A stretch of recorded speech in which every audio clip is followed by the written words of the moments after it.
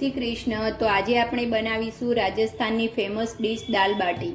તો તેની માટે આપણને જોશે અડદની દાળ અડધો કપ ચણાની દાળ, અડધો કપ તુવરની દાળ, અડધો કપ મગની ફોતળાવાળી દાળ, 20 એક કળી લસણ છે જેને મેં ફોલી લીધું છે, ધાણા જીરું પાવડર, કાશ્મીરી લાલ મરચું પાવડર, મીઠું જરૂર મુજબ, જીરું, હળદર પાવડર, આ 2 નંગ નાની ડુંગળી છે જેને મેં ઝીણી ઝીણી ચોપ કરી લીધી છે, આ 2 નંગ ટામેટાં છે જેને મેં ઝીણા ઝીણા ચોપ કરી લીધા છે, ગરમ મસાલો પાવડર, 1 લાલ મરચું, 5 થી 6 મીઠા લીમડાના પાન, 1 અડધો કટકો આદુનો, આખું લાલ મરચું તમાલપત્ર, અડધી ચમચી બેકિંગ પાવડર છે, 1 ચમચી અજમો છે, 2 થી 3 ચમચી ઘી જોઈશે આપણને, તેલ જરૂર મુજબ, અને 500 ગ્રામ ઘઉંનો કરકરો લોટ છે, ભાખરીનો લોટ, હિંગ જરૂર મુજબ। તો હવે આપણે દાળને બધી ધોઈ લઈશું। તો સૌ પ્રથમ આપણે આ બધી જ દાળને કુકરની અંદર લઈ અને બધી જ દાળને બરોબર ધોઈ લઈશું।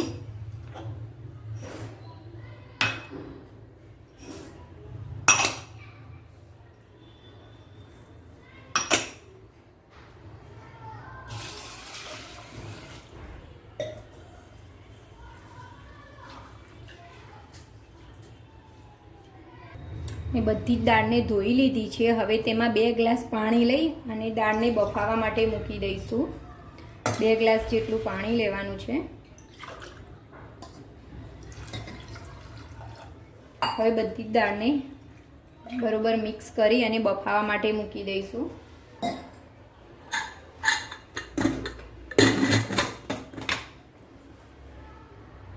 તો મેં ગેસ ચાલુ કરી અને દાળને બફાવા મૂકી દીધી છે। હવે તેને 5 થી 6 વિસલ થાય ત્યાર સુધી દાળને બફાવા દેવાની છે। પછી કુકર ઠંડુ કરી અને ખોલીને આપણે જોઈ લઈશું કે આપણી દાળ બની કે નહીં।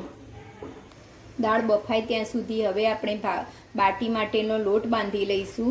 તેના માટે મેં ભાખરીનો કરકરો લોટ લીધો છે। જો તમારી જોડે ભાખરીનો કરકરો લોટ ના હોય તો તમે ઘઉંના લોટની અંદર 5 થી 6 ચમચી રવો નાખી અને લોટ બનાવી શકો છો। તો મેં ભાખરીનો કરકરો લોટ લીધો છે।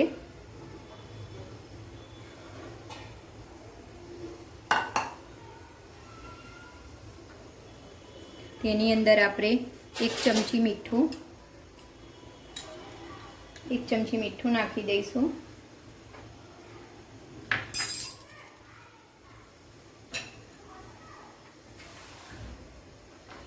એક ચમચી અજમો, અડધી ચમચી બેકિંગ પાવડર છે એ નાખી દઈશું। બેકિંગ પાવડર ના હોય તો બી ચાલે। બેકિંગ પાવડરથી બાટીનો કલર ખૂબ જ સરસ ગોલ્ડન એવો આવશે। હવે તેની અંદર 2 ચમચી જેટલું ઘીનું મોણ લઈશું આપણે,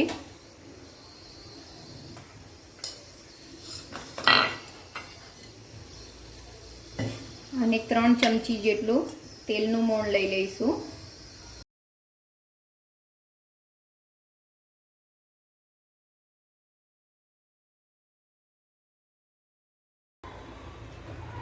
તો આપણો લોટ બંધાઈને હવે રેડી છે।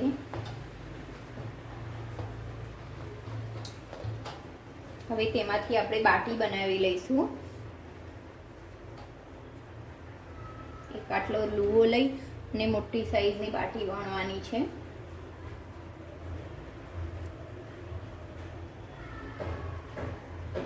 બરોબર મસળી અને તેની બાટી વણી લઈશું આપણે।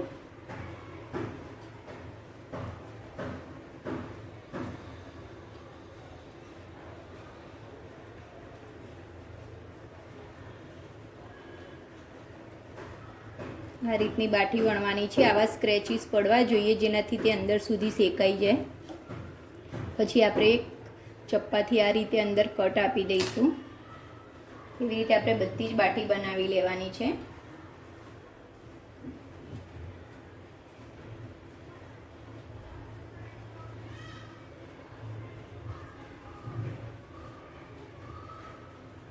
આ રીતની મોટી બાટી બનાવી લઈશું.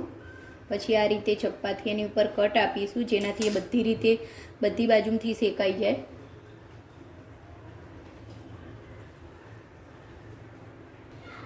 તો આપણી બધી જ બાટી બનીને રેડી છે. હવે તેને આપણે બેક કરીશું.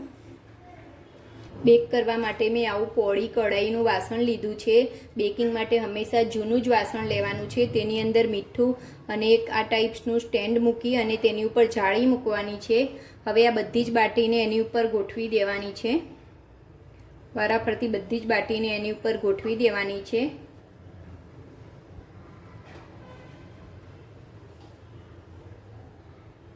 મેં નીચે ગેસ ચાલુ કરી દીધો છે.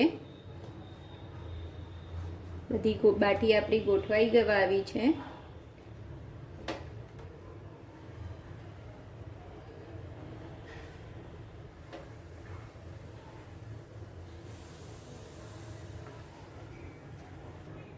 આપણી બધી જ બાટી ગોઠવાઈ ગઈ છે. કરવાની છે એની માટે કમસે કમ 20 મિનિટ સુધી એને બેક કરવાની છે. આપણી બાટી બેક થાય છે ત્યાં સુધી આપણે રાજસ્થાની લસણની ચટણી બનાવી લઈશું. તેના માટે મેં 20 થી 25 કળી લસણ લીધું છે. તે અંદર પારા ખાયણીની અંદર નાખી અને તેની અંદર મીઠું નાખીશું અડધી ચમચી, જેનાથી આપણું લસણ બધું તરત જ ખંડાઈ જાય. હવે એને બરોબર ખાંડી લઈશું.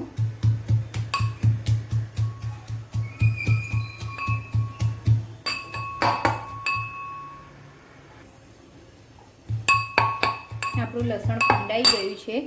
હવે તેમાં 3 ચમચી કાશ્મીરી લાલ મરચું નાખીશું.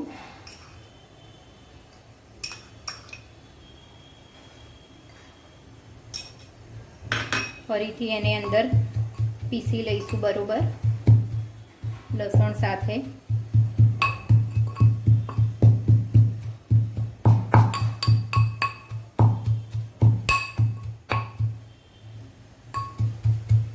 હવે આપણી ચટણીનો સાતળતી વખતે કલર એકદમ લાલ ચટાક જળવાઈ રહે તેના માટે આપણે આની અંદર થોડું 1 ચમચી તેલ એડ કરીશું. 1 ચમચી જેટલું તેની અંદર આપણે તેલ એડ કરીશું. હવે ફરીથી એને પીસી લઈશું.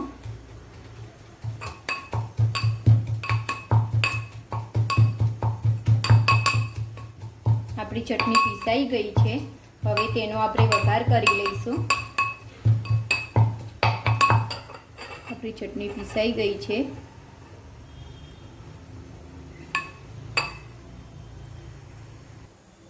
તો ચટણી બનાવવા મેં એક આ ટાઈપનું પેન લીધું છે. હવે ગેસ ચાલુ કરીશું. આપણે ગેસ ચાલુ કરી અને 2 ચમચી તેલ લઈશું. 2 મોટી ચમચી તેલ લેવાનું છે. તેલને બરોબર ગરમ થવા દેવાનું છે. ગરમ થાય એટલે આપણે આપણી પીસેલી લસણની ચટણી અંદર એડ કરીશું.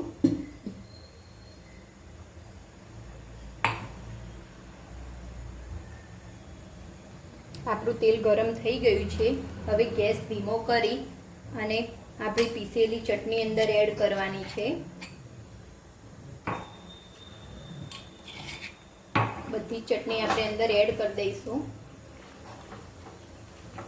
અને તેને બરાબર સાતળવાની છે. જો તમારે વધારે 1 મહિના સુધી સ્ટોર કરવી હોય તો એની અંદર પાણી એડ કરવાનું નથી. હવે એમાં આપણે થોડું પાણી એડ કરીશું.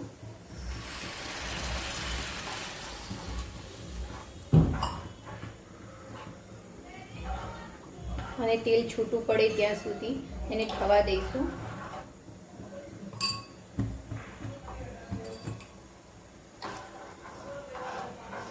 તો રેડી છે આપણી રાજસ્થાની લાલ ચટાક કલરની સરસ એવી લસણની ચટણી થઈ ગઈ છે. તો આપણી ચટણી સંતળાઈ ગઈ છે અને તેલ પણ છૂટું પડી ગયું છે. એટલે હવે આપણે ગેસ બંધ કરી દઈશું. એનો કલર કેટલો સરસ લાલ આવ્યો છે. આનું કુકર ખોલીને આપણે જોઈ લઈશું કે આપણી દાળ થઈ કે નહીં. આપણી દાળ બની ગઈ છે. તેને સાઈડમાં મૂકી દઈશું. એને 5-5 મિનિટે ચેક કરીને આપણે શેકવાની છે.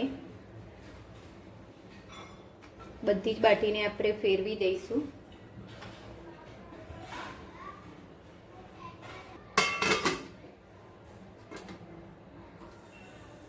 હવે આપણે દાળનો વઘાર એક બાજુમાં કરી લઈશું. દાળનો વઘાર કરવા માટે મેં ગેસ ઉપર પેન મૂકી દીધું છે અને ગેસ ચાલુ કરી દીધો છે. તેમાં 2 ચમચી તેલ, 2 મોટી ચમચી તેલ છે. તેલને ગરમ થવા દઈશું.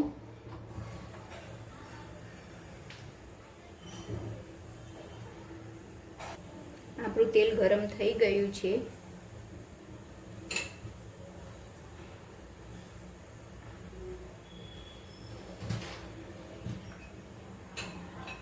તેમાં 1 ચમચી જીરું એડ કરીશું,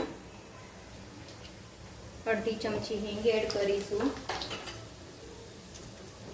આ 1 લીલું મરચું અને તમાલપત્ર છે એ એડ કરી દઈશું.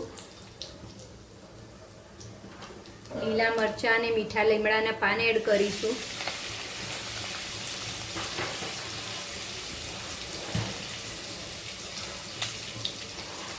મરચાં સંતરાઈ જાય એટલે એમાં 1 ડુંગળી છે, 2 ડુંગળી છે ઝીણી સમારેલી, તે એડ કરી દઈશું.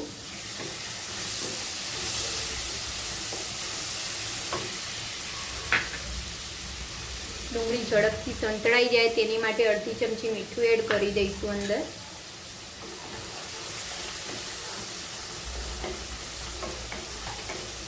આપણી ડુંગળી સંતળાઈ ગઈ છે તો એની અંદર 2 નંગ ટામેટા છે જેને મેં ઝીણા કટ કરી લીધા છે તે એડ કરી દઈશું અંદર.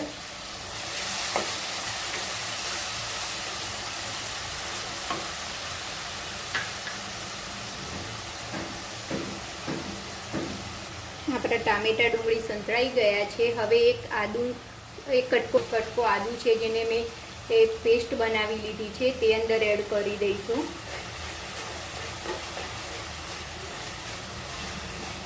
તેને બરોબર સંતળાવા દઈશું.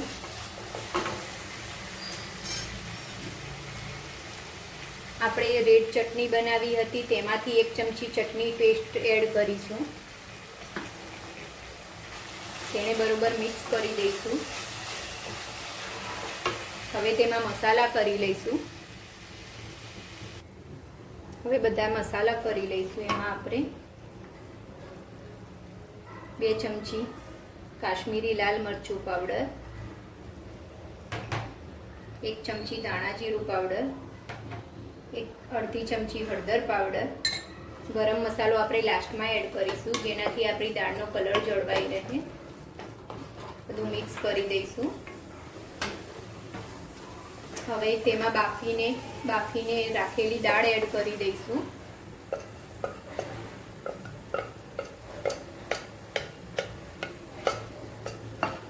બરોબર હલાવી લઈશું દાળને.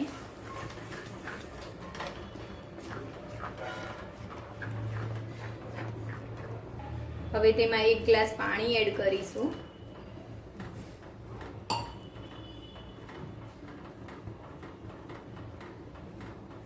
હવે દાળને થવા દઈશું 5 મિનિટ સુધી. આપણે દાળમાં પહેલા પણ અડધી ચમચી મીઠું એડ કર્યું છે. હવે પાછું ફરીથી અડધી ચમચી મીઠું એડ કરી દઈશું. હવે પાછી દાળને ઉકળવા દઈશું. તેમાં અડધી ચમચી જેટલો ગરમ મસાલો એડ કરી દઈશું. હવે આ દાળ ઉકળી ગઈ છે આપણી.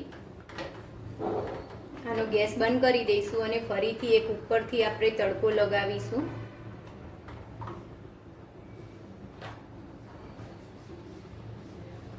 તો આપણી બાટીને મેં ફેરવીને શેકી લીધી છે અને લગભગ બધી બાટી શેકાઈ જ ગઈ છે. જે બાટી શેકાઈ છે બધી જ બાટીને મેં અલગ કરી લીધી છે અને જે નથી શેકાઈ તેને મેં શેકાવા માટે મૂકી છે. તો આપણી બાટી લગભગ બધી શેકાઈ જ જવા આવી છે. તો હવે આપણે એક દાળનો વઘાર કરી લઈશું. દાળના વઘાર માટે મેં એક પેન લઈ લીધું છે અને ગેસ ચાલુ કરી તેમાં 2 ચમચી ઘી લેવાનું છે. આપણું ઘી ગરમ થાય એટલે તરત જ તેની અંદર આપણે કાશ્મીરી લાલ મરચું એડ કરવાનું છે. ગેસ બંધ કરી દઈશું પહેલાં અને 1 ચમચી ભરીને કાશ્મીરી મરચું એડ કરી દઈશું અને એ વઘાર તરત જ આપણે દાળની અંદર એડ કરવાનો છે.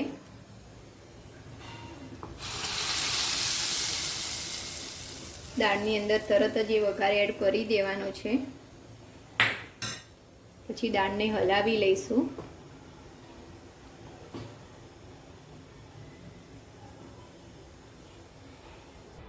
આપણી દાળ રેડી છે. હવે લાસ્ટમાં તેમાં લીલા ધાણા નાખી દઈશું અને હલાવી લઈશું.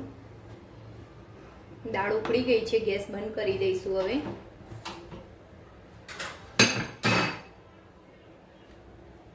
આપણી દાળ તો થઈ ગઈ છે. હવે બાટીને ખોલીને ચેક કરીશું. બાટી પણ થઈ જ ગઈ છે. તો હવે આપણે ગેસ બંધ કરી દઈશું બાટીનો અને દાળ અને બાટીને સર્વ કરીશું. છે આપણી રાજસ્થાની ટ્રેડિશનલ વાનગી દાલ બાટી. મેં તેને લસણની ચટણી અને 1 ચમચી ઘી ઉપરથી એડ કરી અને સર્વ કરી છે.